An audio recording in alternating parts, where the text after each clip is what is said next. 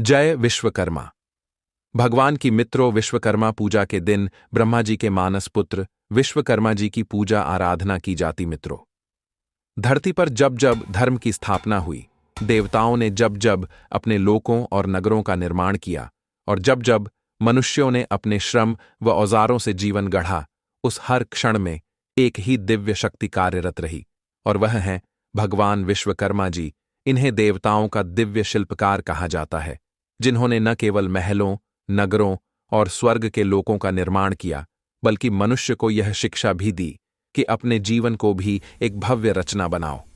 आज के इस वीडियो में हम आप सभी को विश्वकर्मा पूजा की एक महान कथा का अवलोकन कराने वाले हैं। मित्रों, पुराणों की माने तो विश्वकर्मा भगवान सृष्टि के सबसे पहले शिल्पकार और इंजीनियर थे। प्रत्येक वर्ष 17 सितंबर के दिन बड़े ही धूमधाम के साथ विश्वकर्मा भगवान की जयंती मनाई जाती है। इस दिन सभी मनुष्य अपने दैनिक जीवन में उपयोग में आने वाली चीजों की पूजा करते हैं। आज हम आप सभी को उन्हीं रचनाकार की एक अद्भुत कथा सुनाने जा रहे हैं। तो चलिए मित्रों, ज्यादा विलंब न करते हुए कथा प्रारंभ करते हैं। प्राचीन काल में जब इस संसार का सृजन हुआ था, उस समय चारों ओर केवल नवनिर्मित संसार की हलचल थी। पर्वत अपनी जड़ों में स्थिर होने का प्रयास कर रहे थे, नदियां अपने मार्ग खोज रही थीं, आकाश तारों से सजने लगा था और धरती पर वृक्ष पादप अपना रूप ले रहे थे। देवताओं का भी उसी समय जन्म हुआ था। सब अपने अपने कार्यों में लग गए। ब्रह्मा जी सृष्टि के रचयिता बने, विष्णु जी पालनकर्ता बने और महादेव जी संहार के अधिपति बने। लेकिन मित्रों, सृष्टि को केवल उत्पन्न करना ही पर्याप्त नहीं था, उसे आकार और स्वरूप देना भी आवश्यक था। देवताओं को अपने लिए भव्य भवन चाहिए थे, युद्ध के समय दिव्य रथ चाहिए थे, शस्त्र चाहिए थे, और साधारण जीवों को रहने के लिए गांव नगर चाहिए थे। तब ब्रह्मा जी ने चिंतन किया, सृष्टि को स्थायित्व और व्यवस्था देने के लिए किसी ऐसे देव की आवश्यकता है जो शिल्प, कला और निर्माण में निपुण हो। कोई ऐसा जो देवताओं का अभियंता बनकर संपूर्ण जगत को रूप और सौंदर्य प्रदान कर सके। एक दिन ब्रह्मा जी ने अपनी कठोर तपस्या से एक तेजोमय पुरुष को उत्पन्न किया। उस पुरुष का शरीर स्वर्ण की आभा से दीप्तिमान था। उसकी आंखों में दिव्यता, हाथों में अद्भुत कौशल और मुख पर गंभीरता का तेज विद्यमान था। ज्यों ही वे प्रकट हुए, आकाशवाणी हुई, हे ब्रह्मा, यह तुम्हारे हृदय से उत्पन्न दिव्य पुरुष विश्वकर्मा कहलाएंगे। ये समस्त शिल्पकला, वास्तुकला, यंत्र विज्ञान और निर्माण के अधिष्ठाता देव होंगे।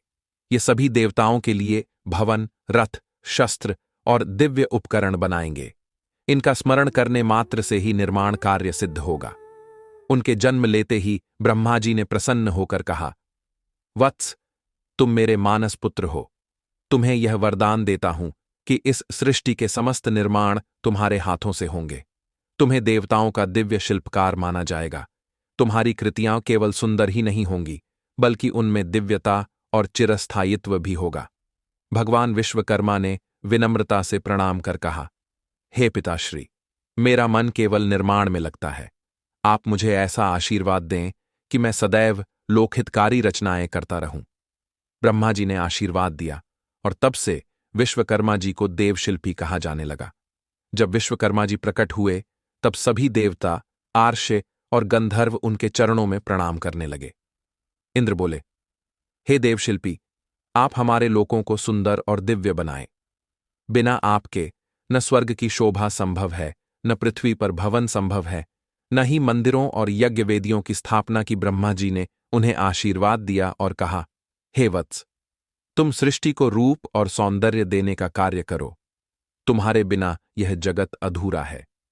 उस दिन से भगवान विश्वकर्मा का नाम अमर हो गया। भगवान विश्वकर्मा ने देवताओं की सेवा के लिए सबसे पहले स्वर्गपुरी का निर्माण किया। इंद्र के लिए बना यह महल इतना विशाल और भव्य था कि उसकी दीवारें रत्नों से जड़ी थीं और चारों ओर सुरभित पुष्पों की सुगंध फैली रहती थी। इंद्र ने आश्चर्यचकित होकर कहा, हे विश्वकर्मा, आपने तो मेरे स्वप्न से भी सुंदर महल बना दिया। आप वास्तव में देवताओं के महान शिल्पकार हैं। इसके बाद भगवान विश्वकर्मा ने सूर्यदेव के लिए दिव्य सप्ताश्व रथ बनाया, शिवजी के लिए भयंकर त्रिशूल, भगवान विष्णु के लिए चमत्कारी सुदर्शन चक्र और इंद्र के लिए अदम्य वज्र का निर्माण किया। इनकी कला केवल भौतिक निर्माण तक सीमित नहीं थी, उनके हर निर्माण में दिव्य ऊर्जा का संचार होता था। एक दिन की बात है, इंद्र ने अहंकारवश विश्वकर्मा जी से कहा, हे विश्वकर्मा, मैं स्वर्ग का राजा हूं, मेरे महल से बढ़कर कुछ नहीं हो सकता। तुम मेरे लिए एक ऐसा भवन बनाओ जो काल के प्रकोप से भी बचा रहे। इंद्रदेव के ऐसे शब्दों की सुनकर भगवान विश्वकर्मा शांत स्वर में बोले, हे राजन, संसार में कोई भी वस्तु स्थायी नहीं है। हर भवन, हर महल और हर वस्तु समय के प्रवाह में एक दिन नष्ट हो जाती है। केवल धर्म, सत्य और प्रेम शाश्वत हैं। यदि आप चाहते हैं कि आपका महल सदा अजर अमर रहे, तो उसमें धर्म और सत्य की स्थापना कीजिए। इंद्र यह सुनकर नतमस्तक हो गए। उनका अभिमान चूर हो गया और उन्होंने स्वीकार किया कि विश्वकर्मा केवल शिल्पकार ही नहीं, बल्कि महान ज्ञानी भी हैं। इसके बाद भगवान विश्वकर्मा जी ने आगे चलकर कई अद्भुत नगरों का निर्माण किया। उन्होंने भगवान श्री कृष्ण के लिए समुद्र के भीतर एक अभेद्य और दिव्य द्वारिका नगरी बनाई। जब श्री कृष्ण ने मथुरा छोड़ने का विचार किया, तब उन्होंने भगवान विश्वकर्मा को स्मरण किया और उन्होंने द्वारका को निर्मित किया। यह नगरी आज भी समुद्र में अपने अवशेषों से उनकी महिमा बयां करती है। इसके बाद इंद्रप्रस्थ का निर्माण किया, जो पांडवों के लिए बनाई गई थी। यह नगरी इतनी अद्भुत थी कि उसके सभा भवन में जल और भूमि का भेद करना कठिन था। दुर्योधन इसी भवन में भ्रमित होकर जल में गिर पड़ा और सबका उपहास हुआ। सोने की लंका का निर्माण भी भगवान विश्वकर्मा ने ही किया था। यह महल इतना अद्भुत था कि स्वयं रावण भी उसका लोभ संवरण न कर सका।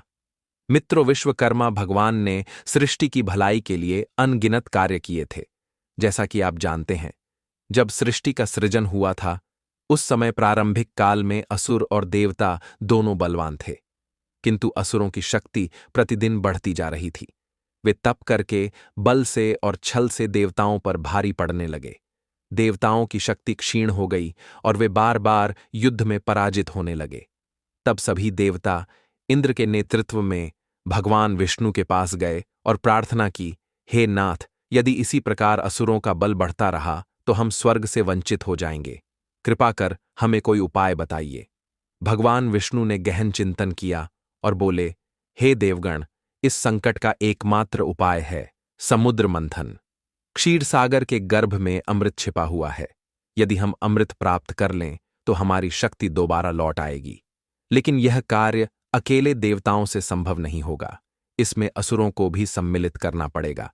किंतु समुद्र मंथन का कार्य अत्यंत कठिन है।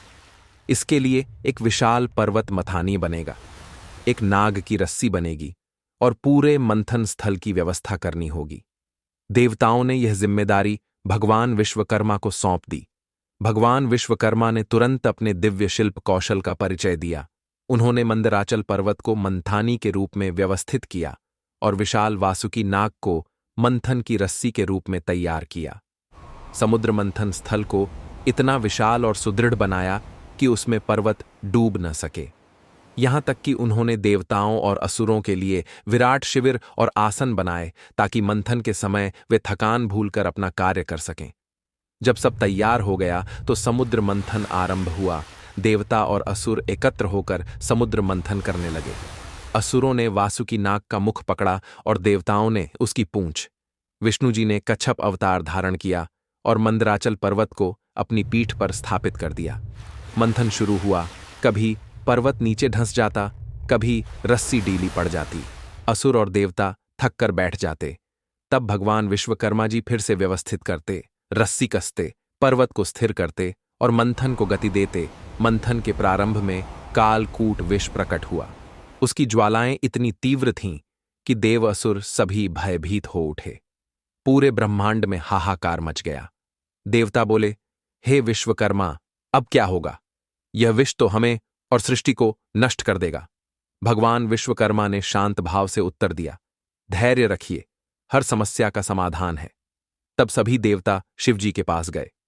महादेव ने करुणा करके उस विष को अपने कंठ में धारण कर लिया और नीलकंठ कहलाए समुद्र मंथन आगे बढ़ा। धीरे धीरे दिव्य रत्न, कामधेनु, ऐरावत हाथी, अप्सराएं और अंत में धनवंतरी देवता अमृत कलश लेकर प्रकट हुए, लेकिन मित्रों, अमृत को सुरक्षित रखना आसान नहीं था। असुर उस पर झपट पड़े। तब देवताओं ने पुनः विश्वकर्मा से प्रार्थना की, हे दिव्य शिल्पकार, यदि अमृत असुरों के हाथ चला गया तो सब व्यर्थ हो जाएगा। कृपा करके कोई ऐसा यंत्र या पात्र बनाइए जिससे अमृत सुरक्षित रहे। भगवान विश्वकर्मा ने तुरंत एक दिव्य कलश का निर्माण किया, जो अभेद्य और जादुई था। उसमें रखा अमृत केवल देवताओं द्वारा ही ग्रहण किया जा सकता था। यही कारण है कि अमृत असुरों के हाथ पूरी तरह नहीं लग सका। समुद्र मंथन के पश्चात देवताओं की शक्ति लौट आई, लेकिन असुर अब भी बलशाली थे। तब विश्वकर्मा ने देवताओं को अद्वितीय शस्त्र प्रदान किए। इंद्र को वज्रायुध, जो दैत्यों का संहार करने वाला बना, विष्णु को सुदर्शन चक्र, जिससे धर्म की रक्षा होती है, शिव को पिनाक धनुष और त्रिशूल, कुबेर को अद्भुत पुष्पक विमान, जो इच्छा अनुसार कहीं भी जा सकता था। इन सब निर्माणों के कारण देवताओं की विजय सुनिश्चित हुई। ये सब देखकर एक दिन असुरों ने विश्वकर्मा जी से कहा, हे शिल्पकार देवता, आप केवल देवताओं के लिए ही क्यों निर्माण करते हैं? हम असुर भी आपके सेवक हैं, हमारे लिए भी नगर और शस्त्र बनाइए। भगवान विश्वकर्मा ने गंभीर स्वर में उत्तर दिया, हे दानवों, मेरा कार्य किसी का पक्षपात करना नहीं है, लेकिन जो धर्म का पालन करता है, सत्य और न्याय की राह चलता है, वही मेरे निर्माणों का अधिकारी है। अधर्म के लिए बनाए गए शस्त्र स्वयं विनाश का कारण बन जाते हैं। विश्वकर्मा जी के ऐसे वचनों को सुनकर असुर मौन हो गए। मित्रों, इस प्रकार भगवान विश्वकर्मा ने समुद्र मंथन की कठिन प्रक्रिया में अपनी अद्भुत शिल्पकला और ज्ञान का परिचय दिया। उनके कारण ही देवताओं को अमृत मिला, दिव्य शस्त्र प्राप्त हुए और धर्म की दोबारा स्थापना हुई। यही कारण है कि भगवान विश्वकर्मा को केवल देवताओं का ही नहीं, बल्कि संपूर्ण संसार का प्रथम अभियंता माना जाता है। उनकी महिमा बिना किसी निर्माण कार्य के पूर्ण नहीं मानी जाती। आज भी जब कोई व्यक्ति नया घर, कारखाना, मशीन, वाहन या औजार उपयोग में लाता है, तो पहले भगवान विश्वकर्मा की पूजा करता है। भगवान विश्वकर्मा केवल देवताओं के शिल्पी नहीं हैं, वे संपूर्ण जगत के वास्तुकार हैं। उनके बिना कोई भी निर्माण संभव नहीं। सृष्टि के प्रारंभ से लेकर कलियुग तक हर युग में भगवान विश्वकर्मा ने अलग अलग रूप में योगदान दिया। सत्य युग में उन्होंने देवताओं के दिव्य लोकों का निर्माण किया। त्रेता युग में उन्होंने अयोध्या नगरी को और भी भव्य स्वरूप दिया और लंका नगरी को स्वर्णमयी बना दिया। द्वापर युग में उन्होंने इंद्रप्रस्थ जैसे अद्भुत नगर और महलों का निर्माण किया। कलयुग में भी विश्वकर्मा की ही देन है कि मनुष्य आज तक भवन निर्माण, औजार, कला, स्थापत्य और मशीनरी की ओर आगे बढ़ता आया है। कहा जाता है कि जो भी व्यक्ति विश्वकर्मा पूजा करता है और अपने उपकरणों, औजारों, मशीनों या वाहन का पूजन करता है, उस पर भगवान की कृपा बनी रहती है। उसके कामकाज में बाधा नहीं आती। मशीनें और औजार लंबे समय तक ठीक रहते हैं। व्यवसाय और उद्योग में प्रगति होती है। जीवन में स्थिरता और समृद्धि आती है। आज भी कारखानों, कार्यालयों, दुकानों और घरों में 17 सितंबर को विश्वकर्मा जयंती मनाई जाती है। लोग अपने वाहन, औजार, मशीन, कंप्यूटर, औद्योगिक उपकरण आदि की पूजा करते हैं। कार्यस्थल को सजाया जाता है, मिठाइयां बांटी जाती हैं। कर्मी और मजदूर इस दिन आराम पाते हैं और उत्सव का आनंद लेते हैं। यह दिन केवल धार्मिक ही नहीं, बल्कि सामाजिक और औद्योगिक उत्सव भी बन चुका है।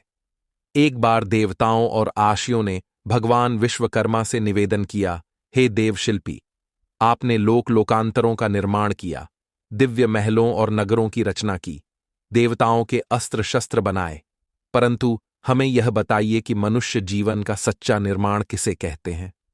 तब भगवान विश्वकर्मा मंद मुस्कान के साथ बोले, हे देवताओं, जिस प्रकार मैं पत्थर, धातु और लकड़ी को तराशकर अद्भुत आकार देता हूं, उसी प्रकार मनुष्य को भी अपने जीवन को सद्गुणों से तराशना चाहिए।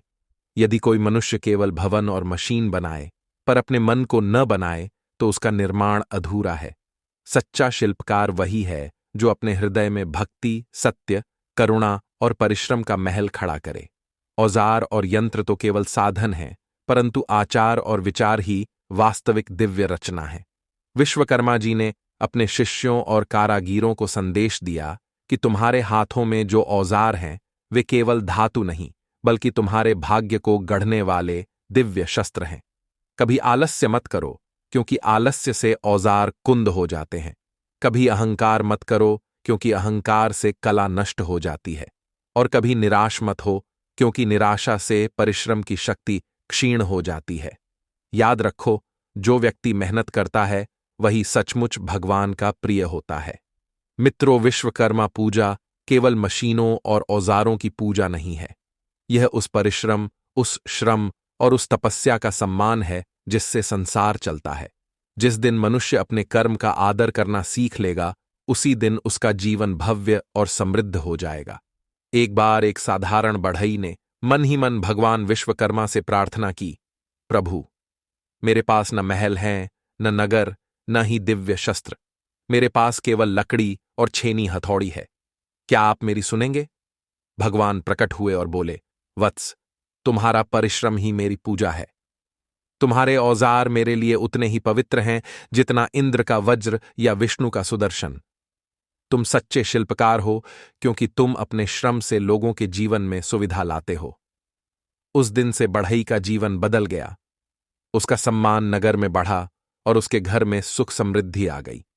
इस प्रकार भगवान विश्वकर्मा केवल देवताओं के शिल्पकार नहीं, बल्कि समस्त मानव जाति के प्रेरणा स्रोत हैं। उनके बिना संसार अधूरा है। उनके बिना कला, स्थापत्य और औद्योगिक प्रगति संभव नहीं। उनके बिना श्रम और साधन का महत्व अधूरा है। मित्रों, विश्वकर्मा पूजा हमें यही सिखाती है कि अपने औजारों और साधनों का आदर करें। अपने श्रम को भगवान का प्रसाद समझें और अपने कर्म को ही पूजा मानकर जीवन जिए। जो मनुष्य इस मार्ग पर चलता है, उसके जीवन में न कभी अभाव आता है, न ही निराशा। उसके घर में सुख, समृद्धि और भगवान विश्वकर्मा की कृपा सदा बनी रहती है। प्रिय मित्रों, इस प्रकार से आज का यह प्रसंग समाप्त हुई। एक बार प्रेम से बोलिए, विश्वकर्मा भगवान की जय।